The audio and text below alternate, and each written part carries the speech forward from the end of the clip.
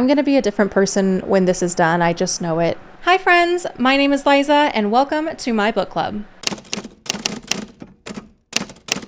So it's already the end of February, which is kind of crazy when you think about it, because it feels like January was the longest 31 days of our entire lives. So today I want to talk about all of the books I read in February, all the genres, all the stats, all the stars, everything.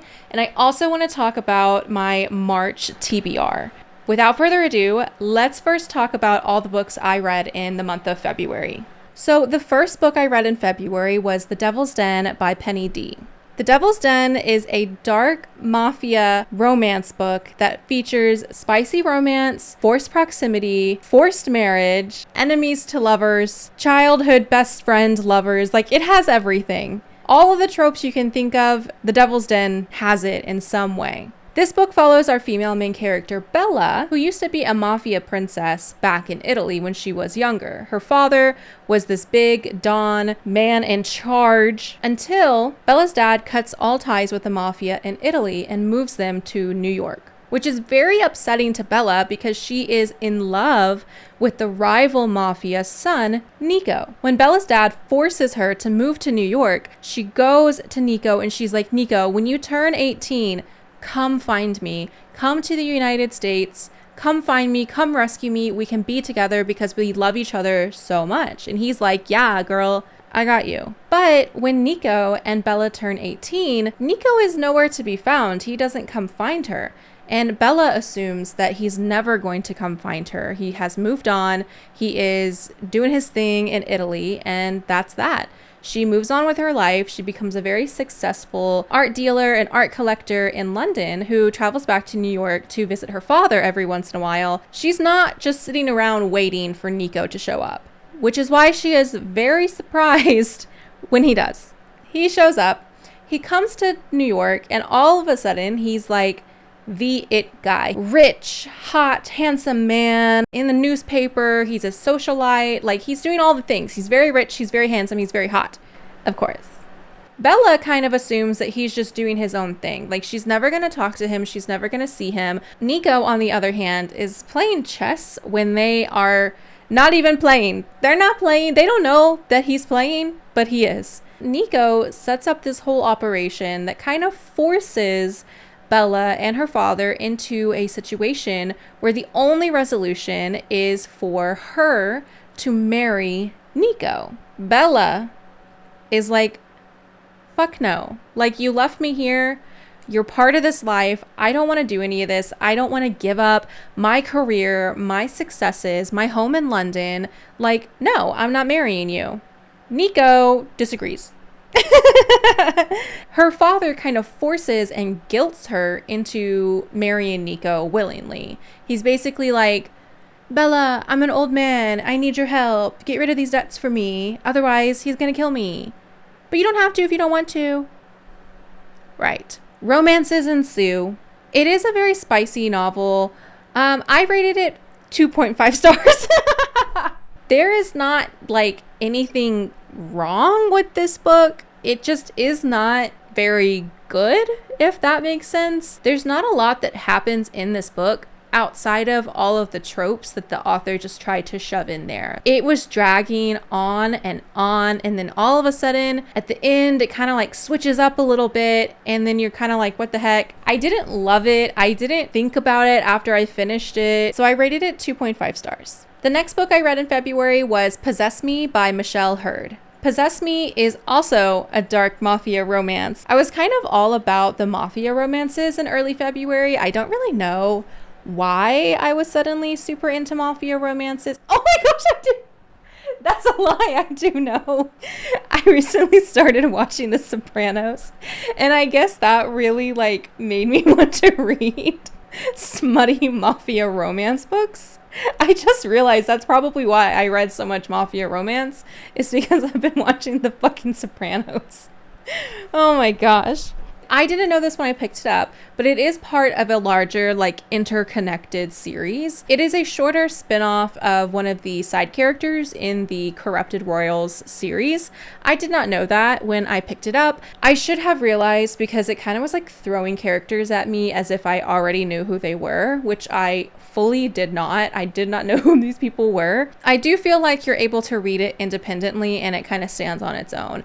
I finished the book. I didn't have any problems with like understanding who the characters were, but I do think it would have been helpful if I had read it as part of the interconnected series. So Possess Me is a story about Everly, our female main character, and Alec, our male main character. So Everly's parents recently passed away. While they were alive, they had made this pact and these plans to go visit a bunch of different areas around the world. So her mom picked a place, her dad picked a place, and she picked a place, and they were going to go visit them together. Even though they passed away, Everly still wanted to like honor their memory and go to these places that they were going to visit together and still, you know, try and create new memories to honor them. The very first place she chooses to go is Russia. There, she is like grabbing a cup of coffee. She's just doing her thing.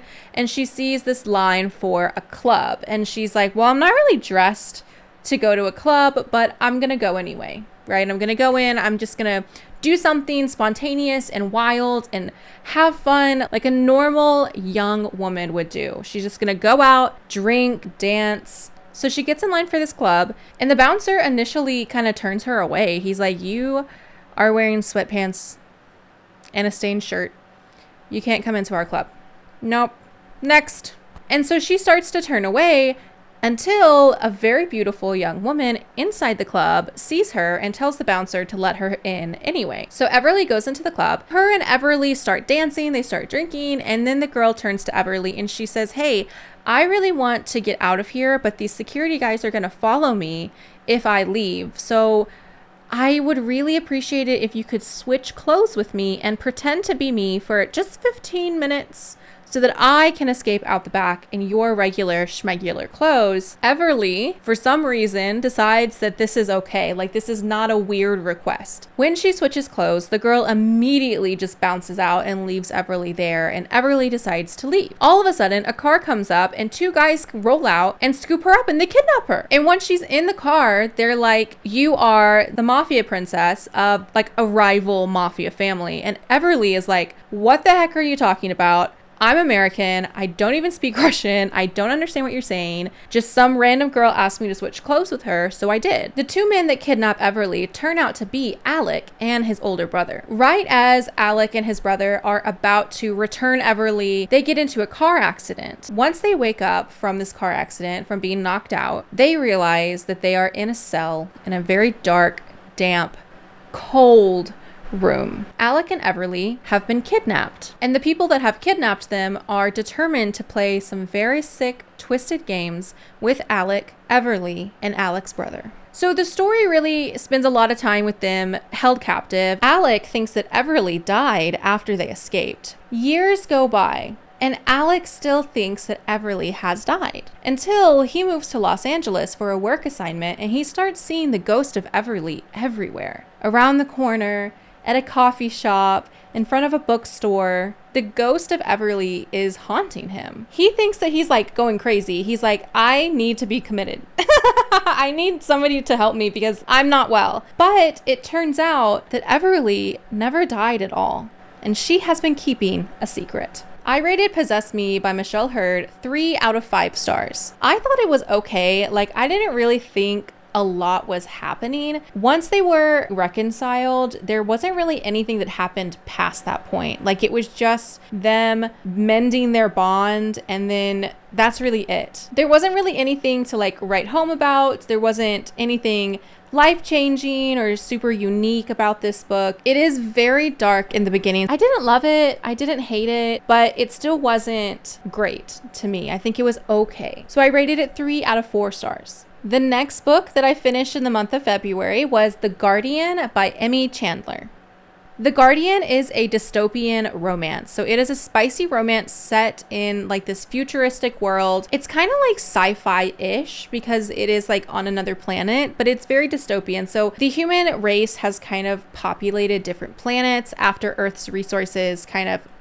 And our main character, Audra, is from one of those secondary planets where she's like a farmer. She's from a farming planet. There aren't a ton of resources. So Audra is convicted of a crime that she says that she did not commit. But the courts don't care, and they sentence her to life in prison on the prison planet of Rodon. So Rodon was like a failed inhabited planet. Like they tried to put people on this planet, but then it was like a little too far away from everybody else. So they turned it into a prison planet. So the whole planet is basically a prison that has different zones, and these zones house different groups of criminals. Rodon is a co-ed prison. So there are men and women on this prison planet, and they are not separated. They live together. It is also not patrolled by police in any way.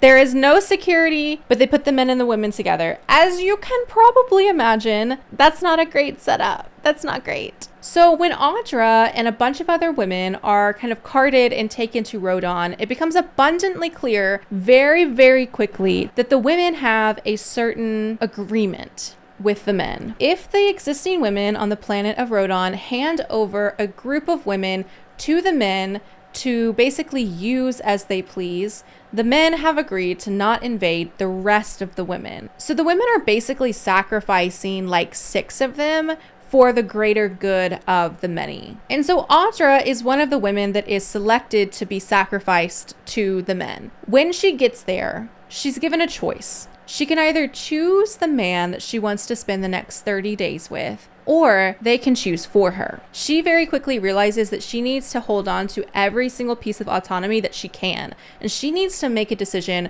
quickly. In the back of the group, she sees this man. He's away from all of the other men, not yelling, not making crude comments, but most importantly, everybody else seems to be scared of him. And that is really important to Audra because she wants somebody that can take care of her and prevent the other men from stealing her. Especially because Audra has made it her mission to protect a young girl that was sacrificed to the men alongside her. So she needs somebody that is really strong, very capable to protect not 1, but 2 women in a camp full of men that would do anything to take them. I really, really liked The Guardian. Like, I liked it a lot. It was very different for me. It was sci-fi, but it wasn't like alien/monster romance sci-fi. Like, everybody's human. There's no like fantasy. There's no tails or scales or anything like that. I rated The Guardian by Emmy Chandler 4 out of 5 stars. I really liked it. I definitely liked it more than I liked the other 2 books that I had read in the beginning of February. There was still some parts of the book where I was like, okay, like, come on, let's like get real a little bit. Like, let's move it forward, which is why I didn't rate it 5 stars. But I did really like it, and I would recommend reading it if you like dystopian or sci-fi spicy romance. It definitely is spicy, and there's a little bit of like dubcon at the beginning, so make sure you check your trigger warnings. There is no like non-con NC between the female and the male main character, but there are attempts later on in the book with other characters, so again, please make sure to check your trigger warnings. Always, take care of your heart, take care of your mind. In the end, I would recommend The Guardian by Emmy Chandler. Hi friends, this is Future Liza popping in. I am editing this video as we speak, and I realized that I forgot to film favorite book that I read all month long, so I can't believe I forgot it. But if you're wondering why I look different, that's why. Okay, so this was my favorite book that I read in February. It's called Soft Like Thunder by Julia Wolf. Soft Like Thunder is a contemporary romance, and I actually found this book off of Reddit. This user on Reddit was asking for recommendations for books where the female main character had to work a job in order to survive that the male main character was really against. He was like, I can't take blank to meet my family. I think she was specifically looking for recommendations where the female main character was a sex worker, and that is exactly what is in Soft Like Thunder by Julia Wolf. Our female main character, Helen, is a young girl from a very disadvantaged background. She grew up with a mom that suffered from substance use issues, no dad, and she had to grow up very fast to take care of her sister. And she has to do a lot of jobs that she does not want to do in order to survive and to support her younger sister who still lives with her mother.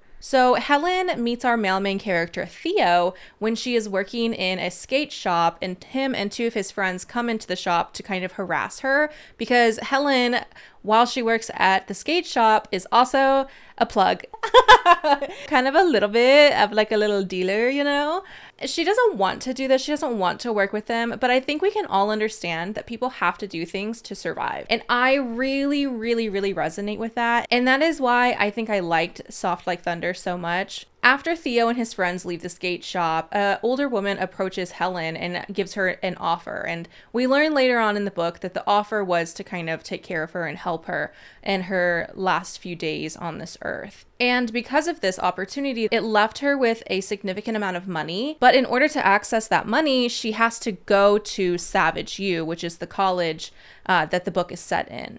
Theo's dad is actually the president of the university. So we have this dynamic between Theo and Helen, where Helen is somebody that has to really claw her way to receive anything. She has to work as a bartender and eventually has to get on stage in order to support herself and also pay off some of her mom's debt that she owes to a loan shark that is not a very nice man. I think sometimes when authors try to create storylines revolving sex work, it can like inadvertently become a little stigmatizing. Sometimes authors kind of frame it as something that you have to overcome. But in Soft Like Thunder, there is another worker at the strip club that actually really likes her job and she has no intention of stopping. She plays like a very, very minor part in the book. Like she has no pertinence to the plot at all. But I really do like that the author threw that in there. While some people might do sex work in order to survive, there's absolutely nothing wrong with it. And if you want to do that with your life, that's your choice. There's nothing wrong with it. You should still be treated with dignity and respect, both by the general public,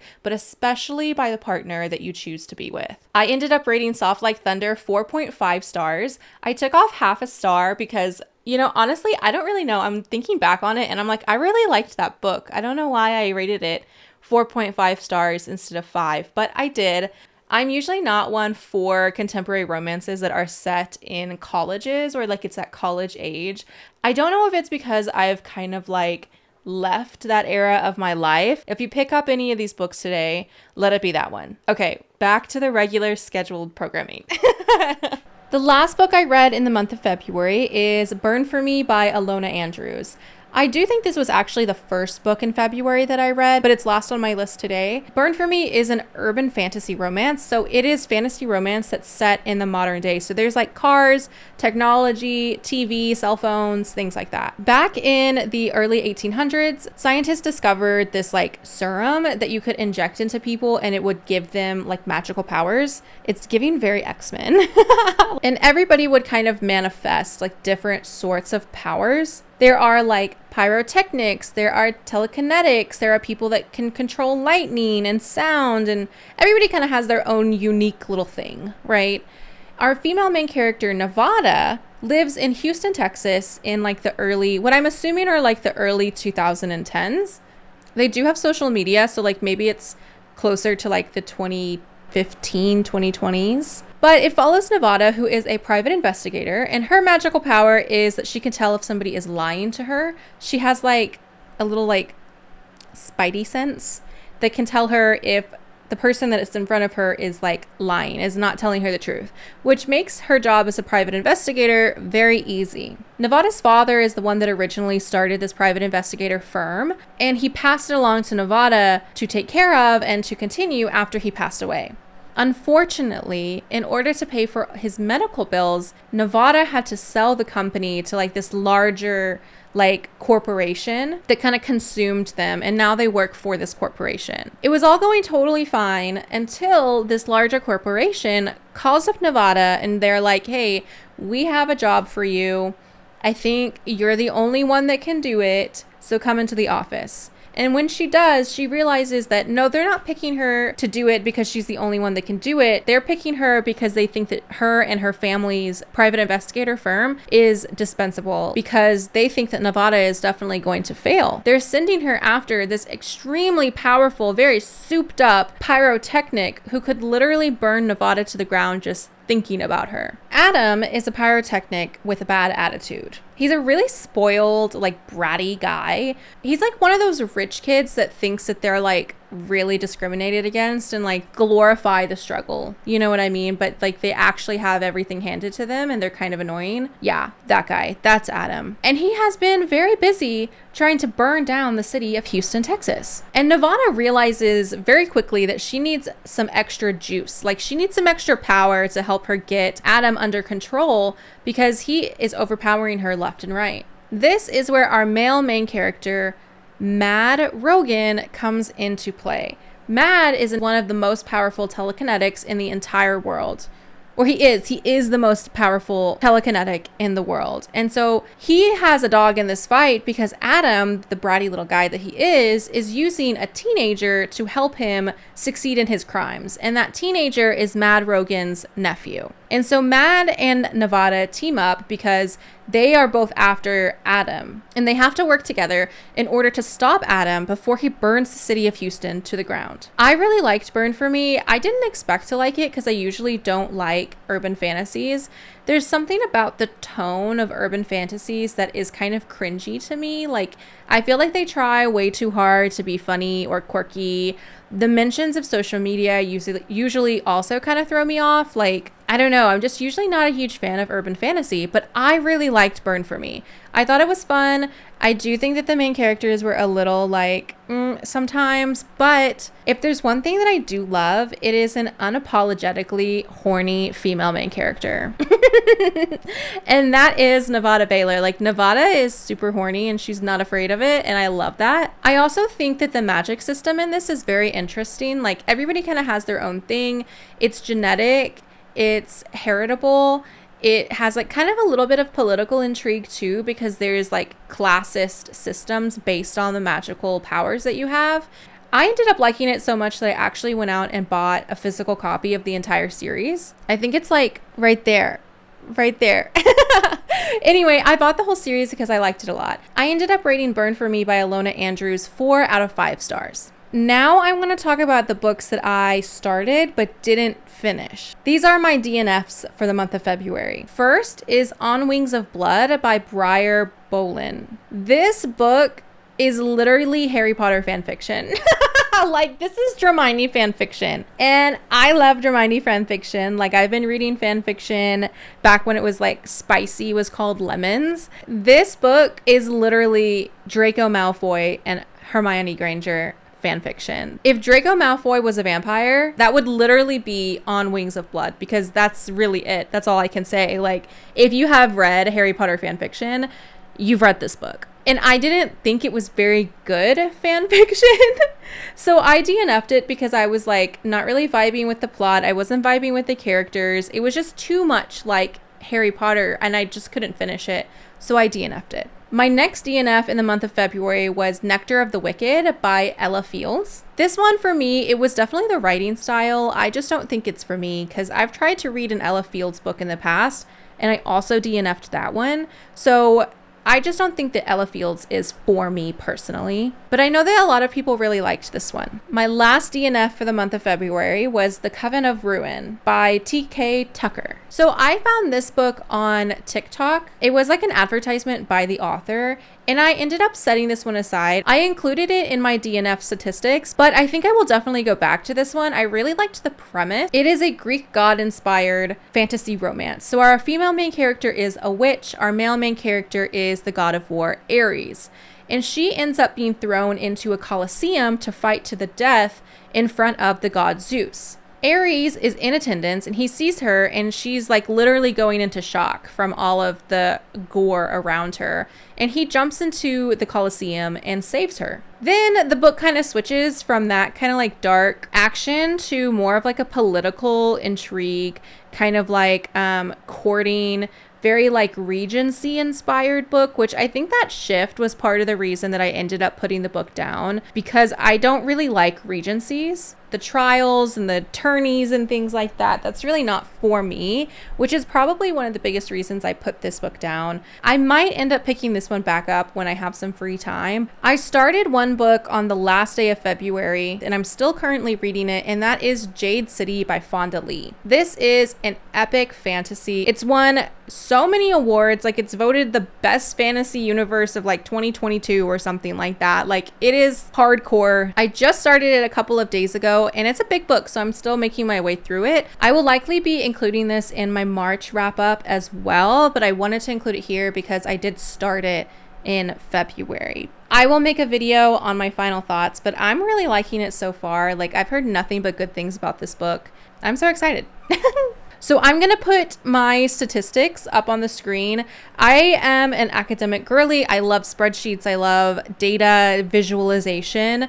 So I picked up 8 books in the month of February. Of those 5 books that I finished, 3 of them are contemporary romances. One of them was a dystopian romance, and one of them was a fantasy romance. I use Storygraph, which auto-populates statistics for each month, which is part of the reason I really love Storygraph. I really love this moods graph. Like, it kind of breaks down all of the different mood tags, so I can see kind of how I was feeling in the month of February. I seem to have read a lot of really dark, tense, or emotional books. I read a lot of Mafia romance and dystopian romance, so that makes sense. Like, those are pretty thematically dark novels. And it also says funny, so I think the funny one is definitely Burn for Me by Ilona Andrews, because I don't really think any of the other ones were funny, like, at all. I really like being able to see, like, kind of like the progress of things, something that I want to look back on each month to kind of inform my reading choices for the next month as well. With that being said, now I want to talk about the books that I have on my TBR for the month of March. I was not nearly as intentional with my reading choices in the month of February that I really want to try to be in 2025.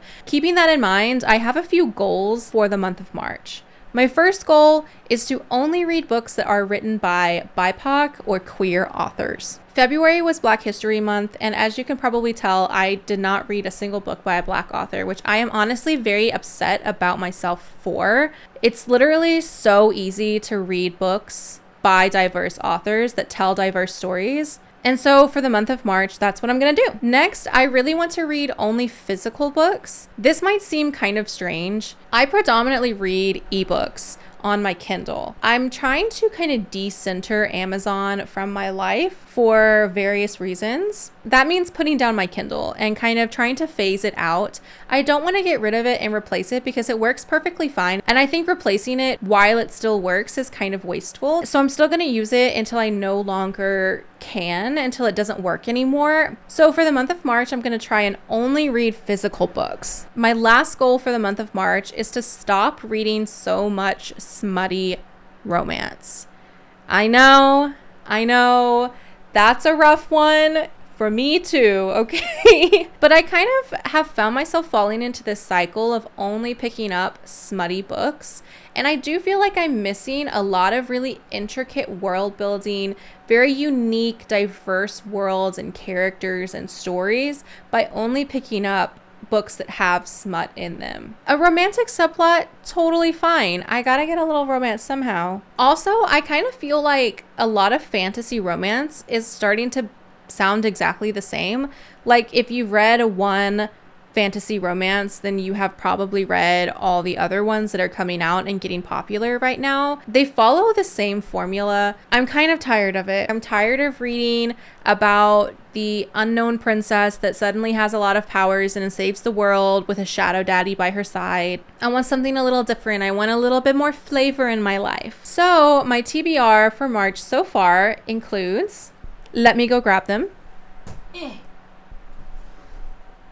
Okay, I got them. The first few books on my March TBR is going to be a continuation of Jade City, the one that I'm currently reading.